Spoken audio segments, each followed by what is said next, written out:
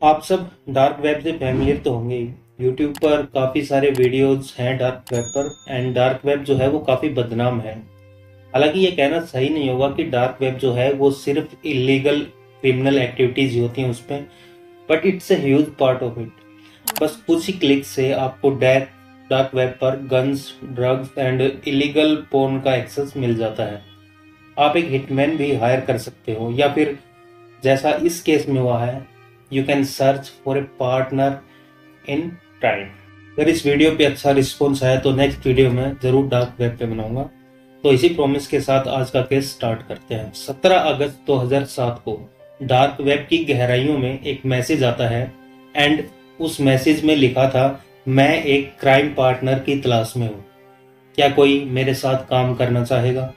Dark web के इस ominous message पर दो लोगों ने रिप्लाई किया और तब बनी एक evil Trinity. 3 dark web criminals जिन्होंने अपने स्वार्थ के लिए एक मासूम सी लड़की की जान ले ली थी, और उनके इस एक्शन ने पूरे जापान को गुस्से से भर दिया था। नमस्कार, मेरा नाम है मोहित, आप सभी का स्वागत अनोखा जुर्म में। एंड ये केस है रे इसोगाई के बारे में। केंजी कावागिसी एक 40 साल का आदमी था। उसके पास कोई जॉब नहीं थी, वो एक वैन में रहता था। एक टाइम पर केंजी का घर परिवार था, बीवी और 4 बच्चे।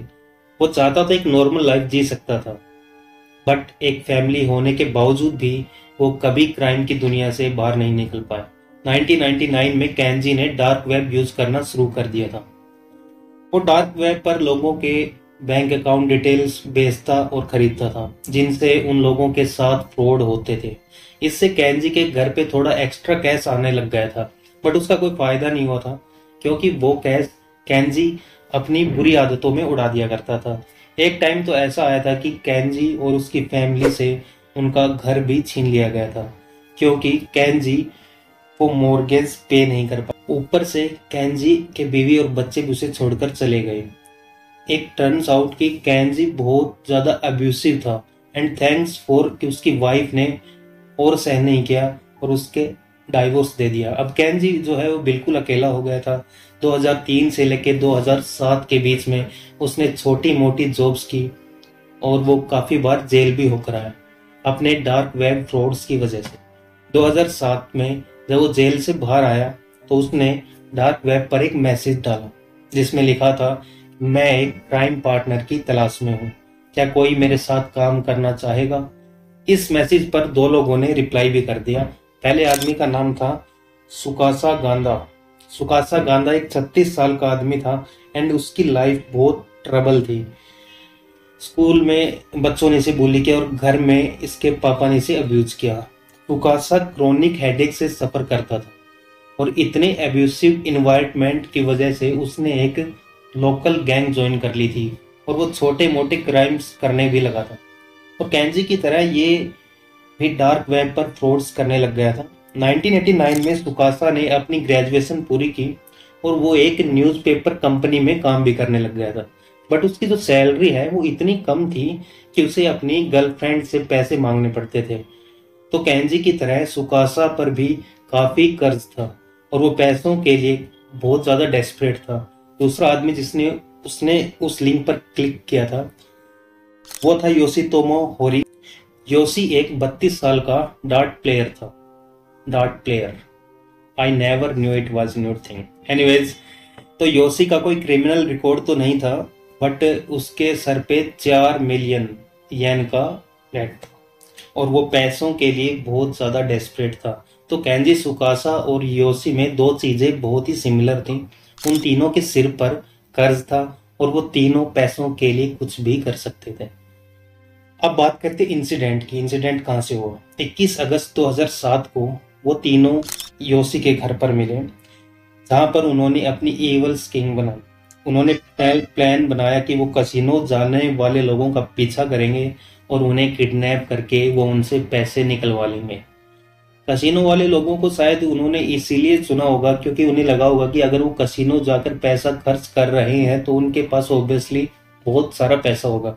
तो 22 अगस्त को उन्होंने एक आदमी की गाड़ी का पीछा किया जो कसिनो से निकला था, और उसके घर पर पहुंचकर उसे रियलाइज हुआ कि इस आदमी के घर पर अलार्म्स है और इसके पास एक सिक्योरिटी डॉग भी है। तो उनके लिए इसे किडनैप करना थोड़ा मुश्किल हो गया था, तो उन्हें खाली हाथ वापस फिर लौटना पड़ा। अगले दिन भी उन्होंने एक आदमी का पीछा किया, पर वो आदमी इतनी टाइट सिक्योरिटी बिल्डिंग में रहता था कि वो फिर से कुछ नहीं कर पाए।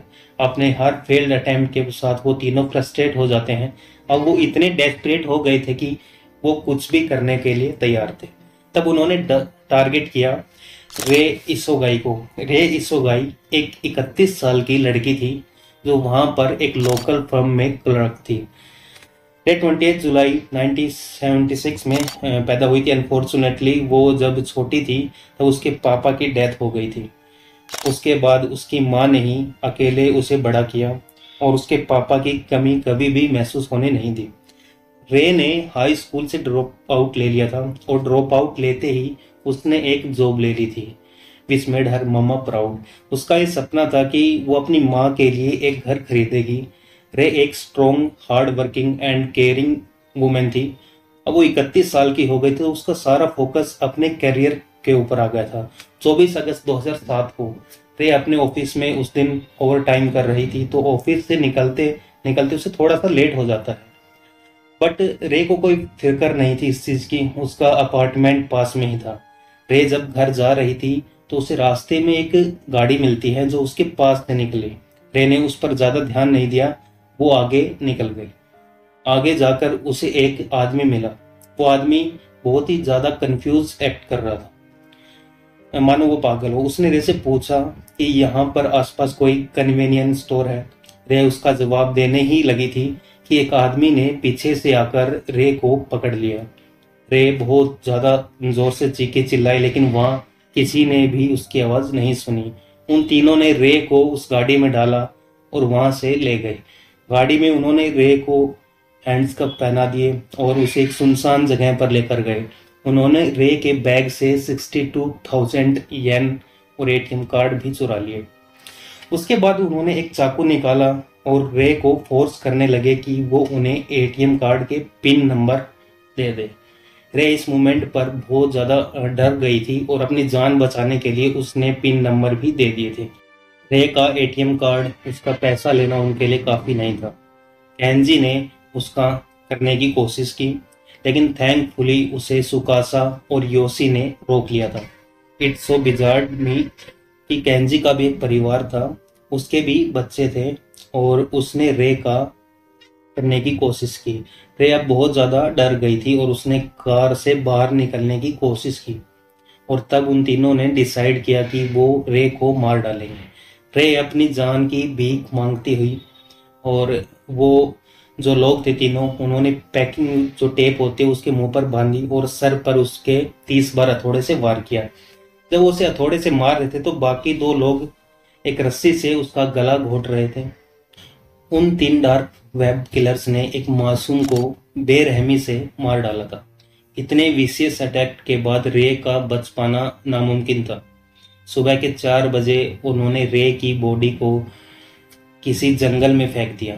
इसके बाद जब वो एटीएम गए रे के अकाउंट से पैसे निकलवाने, तो उन्हें पता चला कि रे ने एक्चुअली उन्हें गलत पिन नंबर दे दिया था। तो जो 62,000 येन उन्होंने रे के बैग से लिए थे, उन्होंने वो ही आपस में बांट लिए थे और प्लान बनाया कि आज रात को वो फिर से किसी लड़की को किडनैप करेंगे और उससे पैसे लेंगे और उसका मर्डर कर देंगे। और शायद एक और मासूम की जान चली भी जाती अगर उन तीनों में से एक आदमी पुलिस को कॉल ना करता। अब यहाँ पर आता है मौत का डर। अगर जापान में आपको ऐसा क्राइम करते हुए पकड़े जाओ तो आपको डेथ पेनल्टी भी मिल सकती है, एंड अगर वो खुद से सरेंडर कर दे तो वो डेथ पेनल्टी से बच सकता है। एटलीस्ट 2007 में तो जापान में यही लॉ था। रे के मर्डर के बाद केंजी बहुत ज़्यादा डरा हुआ था। वो ये सोच सोच कर परेशान था कि अगर वो पकड़ा गया तो उसे फांसी हो सकती है। तो मौत के डर की वजह से केंजी ने खुद ही पुलिस स्टेशन को कॉल कर दिया और उन्होंने बता दिया कि उन्होंने एक लड़की का मर्डर किया है। इस कॉल के बाद पुलिस ऑफिसर्स ने केंजी को फौरन ही अरेस्ट कर लिया और 15 मिनट पूछताछ के बाद केंजी उन्हें उस एग्जैक्ट लोकेशन पर लेकर गया जहां पर उन्होंने रे को फेंका था। केंजी ने पुलिस को यह भी बता दिया था कि उसके साथ 2 आदमी और भी इन्वॉल्व है एंड थैंकफुली उसी दिन वो दोनों भी पकड़े गए। पुलिस ऑफिसर को रे की बॉडी मिल गई थी और उन्होंने रे की मॉम को इन्फॉर्म भी कर दिया था। और जब पुलिस वालों ने उन्हें बॉडी आइडेंटिफाई के लिए बुलाया था तो वो अपनी बेटी की बॉडी को गले लगाकर रोती रही। एक माँ जिसने अपनी बेटी इस तरह से खोदी हो, उसका दर्द हम इमेजिन भी नहीं कर पाएंगे। उन्होंने अपना हस्बैंड तो बहुत पहले खो दिया था और अब ये वो बिल्कुल अकेली सी हो गई थी। जल्द ही मीडिया और न्यूज चैनल्स को इस क्राइम के बारे में पता चल जाता है और लोग गुस्से से भर जाते हैं। रे की मोम ने एक पेटिशन शुरू की कि इन तीनों क्रिमिनल्स को डेथ सेंटेंस ही मिलना चाहिए। वो चाहती थी कि वो तीनों भी वैसे ही सफ़र करें जैसे उसकी बेटी ने किया था। ये पेटिशन इसीलिए ज़रूरी थी क्योंकि सिंगल मर्डर के बिहाफ पे किसी को डेथ पनिशमेंट देना बहुत ही ज़्यादा मुश्किल था। लगभग सिर्फ 10 दिनों में इस पेटिशन पर 1 लाख लोगों ने साइन किया और 3 महीनों में 3 लाख लोगों ने।